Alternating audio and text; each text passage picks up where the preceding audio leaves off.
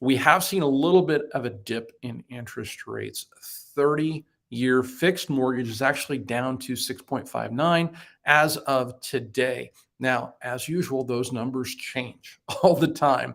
However, we wanted to give you today's numbers because there's a lot of misinformation out there about interest rates and affordability and things like that for both someone selling a home looking to buy and for first time home buyers as well, or people relocating to a different area.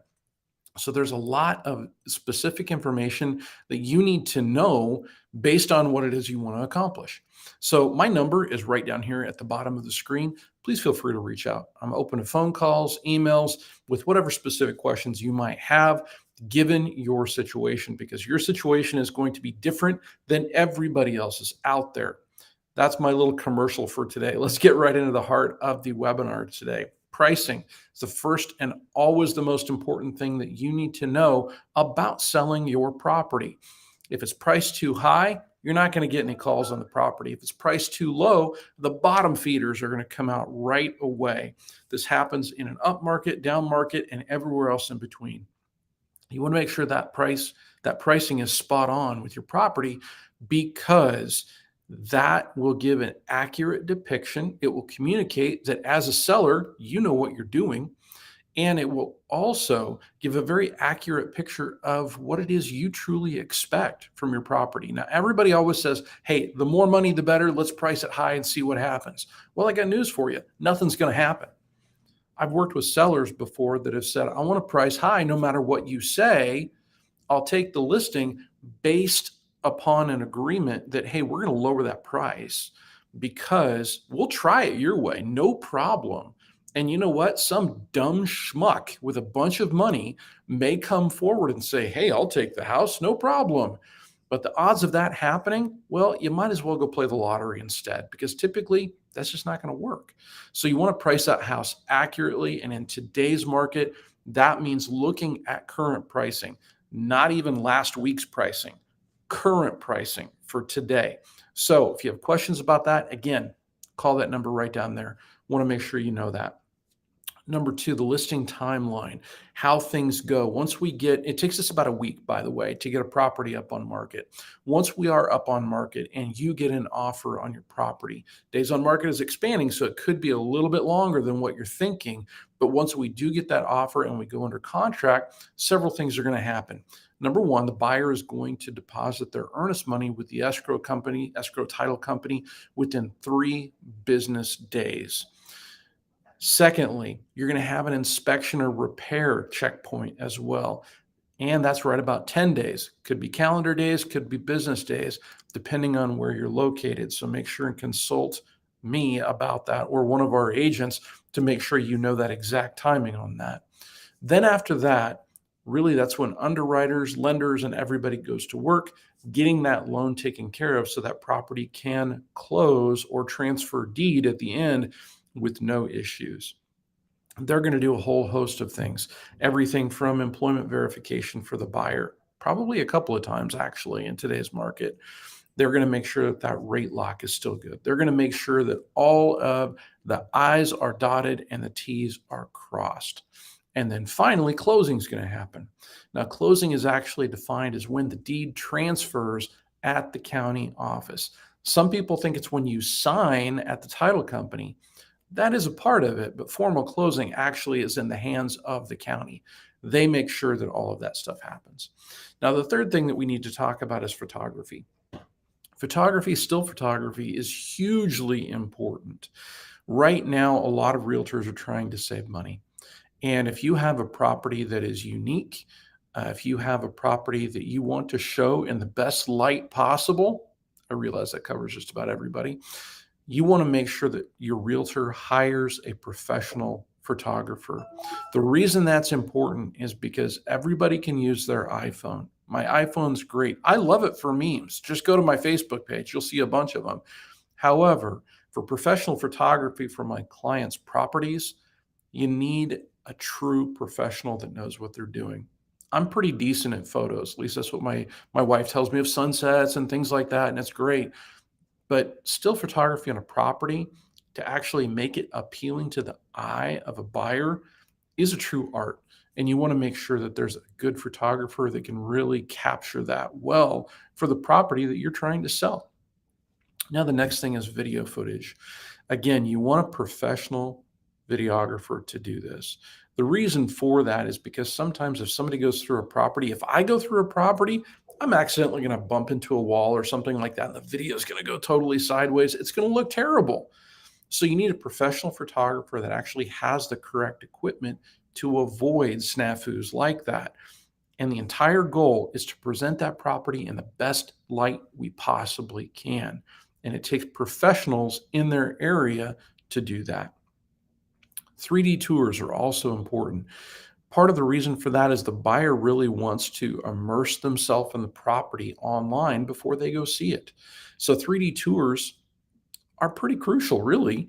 They make some people seasick. We've had those complaints before, but by and large, people really like kind of being able to click through and go into the kitchen and spin around and see what it would actually feel like. They like going into the bonus room to see where they would put that big screen TV. There's a whole host of things that they like to experience inside of those 3D tours. Now, those are more common with first-time home buyers. However, more experienced home buyers and investors also like to see that too because they want as much information as they possibly can. MLS representation is absolutely critical in this market. If you're trying to sell a house for sale by owner right now, I truly wish you the best of luck. With interest rates where they are, as we talked about today, 6.59 as of today, for sale by owners are going to have a really tough time of it. Now, you can offer some owner financing, but in order to navigate the ins and outs of a real estate contract, you want that MLS representation up front because both realtors, the buyer's agent and the listing agent, will be abiding by the same set of rules, which is very, very important. And you also want to make sure too that MLS representation as a seller, make sure that your property is seen by the entire internet, not just a few people that listing agent may be marketing your property to so he can double in that commission. You don't want to do that. You want to make sure that your property is out with absolutely everyone that wants to see it. Now, digital marketing is also huge. You are seeing this because of my digital marketing.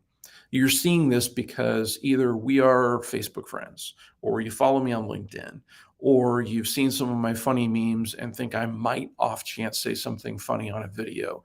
Well, it's highly probable, but my wife makes me edit out most of the funny stuff because it's borders on inappropriate, and I really shouldn't say that anyway. I tell very inappropriate jokes when I get nervous and when I'm on video, so I have to be careful with what I say. However, social media marketing is critical in this day and age, especially for listings. And you want to make sure that the realtor actually pays for the social media marketing, because if they're not paying for it, only their friends and family are seeing it, and that's it. Now, I've got a pretty good chunk of people that follow me on social media and that I consider friends, and some that are family as well. However, the odds of those people buying your specific property are nothing compared to getting it out over the entire internet, out on YouTube, out on LinkedIn, out on all of the social media platforms that you're familiar with. You want to make sure you do that because people that I don't know need to see your property. They need to make sure that what they are looking for can be accurately represented online. So, social media marketing is absolutely critical. Next, transaction coordination. You want to make sure you have a realtor that's got a transaction coordinator, director of operations, whatever you want to call that person, an organized individual backing that realtor up. Right now, you're seeing a lot of realtor ads online. You're seeing a lot of people are advertising like crazy. The reason for that is because sales have dropped nationally over 30% year over year. So, of course, realtors are going to be advertising right now. Most realtors are cutting back on expenses. That's a good thing in order to be a responsible business owner. However, you want to make sure that the realtor you do business with isn't cutting critical functions like transaction coordination. Because if you have more than about 2 to 3 deals going at the same time, 2 to 3 listings going at the same time. As if you're a successful realtor, you do, even in this market, you want to make sure that you can stay organized. And I am so grateful for our staff that helps keep me organized, because otherwise it would be a mess. My gifting is really in the marketing, the negotiation, and the transaction piece of it. The organizational side of it, I'm okay at. I'm all right. But I have really organized people backing me up to make sure I don't miss any deadlines at all. Now, what turns off potential sellers? We've talked about this before, but in light of the most recent elections, I feel like we need to go into this again. Anything that is divisive is going to turn off potential buyers. Make sure you don't have your favorite political candidate advertised in your house, because automatically, as we saw throughout the entire election cycle, half the people are going to think you're an idiot. And you know what? You're probably not an idiot, okay? However, we don't want to give the impression that you are an idiot to 50% of the buyers coming into your home. That doesn't make any sense. You're cutting off half the potential buyer pool just to give a political statement. No, that doesn't work. That's like painting every wall in your house Pepto-Bismol pink. Hey, 1% of the population is going to go, this is awesome. But the other 99% are going to go, what were they thinking as they look around? It's not going to make any sense. So make sure and get your house as neutral as possible. So there's really nothing either ultra divisive or polarizing in any way, shape, or form. Now, you have heard me talk about this before, but we've had some people that haven't listened to this. And so you want to make sure, more than anything else, other than potentially getting the pricing right, though this would affect pricing, that you want to get this right when you're selling your property. Clean your house. Please make sure that you bring in a professional cleaner to give a good deep clean on your house. I don't care if you have pets, if you don't have pets, if you have kids, you don't have kids, doesn't matter. Okay. You want to make sure that that house is spotless when people come in to potentially buy that house. Nothing sends a better first impression than a clean home when you come into it. Not the smell of fresh baked cookies, not a warm greeting from a poster or something when you come in that your realtor might put up. Nothing really matters. If the house isn't clean, buyers are going to turn around and walk right out. Or even worse, they are going to lowball you, because clearly if somebody can't keep a clean house, hey, they're desperate.